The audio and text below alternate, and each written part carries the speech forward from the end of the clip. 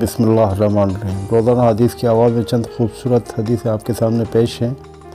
सैयदना अबू ज़र रज़ियल्लाहु अन्हु से रिवायत है कि मुस्तफ़ा जान रहमत सल्लल्लाहु अलैहि वसल्लम ने इरशाद फरमाया कि अल्लाह से डरते रहो जहाँ कहीं भी रहो। अगर कोई गुनाह या गलती हो तो तौबा करो, उसके कफ़ारे के लिए अच्छे काम करो, लोगों की मदद करो ताकि वो बदी मिट जाए जो तुमसे सरदर्द हो गई थी।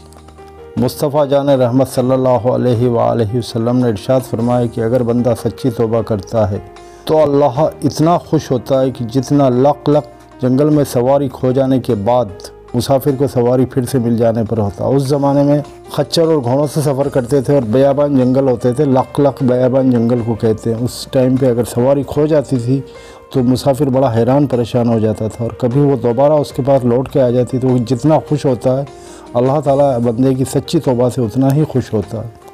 आका हसन रज़ियल्लाहु अन्हु से रिवायत है कि मुस्तफ़ा जान रहमत सल्लल्लाहु अलैहि वसल्लम ने इरशाद फरमाया कि छोड़ दे वो काम कि जिसके मुतालिक शक भी हो कि ये काम गुनाह होगा, और इख्तियार कर वो काम कि जिसके बुरा होने का गुमान तक न हो। अबू सुफियान रज़ियल्लाहु अन्हु से रिवायत है कि एक बार मुझसे रोम के बादशाह ने पूछा, मुस्तफ़ा जान रहमत सल्लल्लाहु अलैहि वसल्लम की तालीम क्या है? तो मैंने कहा कि उनकी तालीम ये है कि सिर्फ़ अल्लाह की परस्तिश करो, उसका कोई शरीक ना बनाओ और तमाम वो बुरी बातें छोड़ दो जो तुम्हारे बाप दादा करते थे। नमाज पढ़ो, सच बोलो, पाक दामनी इख्तियार करो और रिश्तेदारों के साथ नेक सलूक करो और दुनिया वालों को खुश करने वाले रस्म व रिवाजों से ख़ुद को और अपने घर वालों को बचाओ।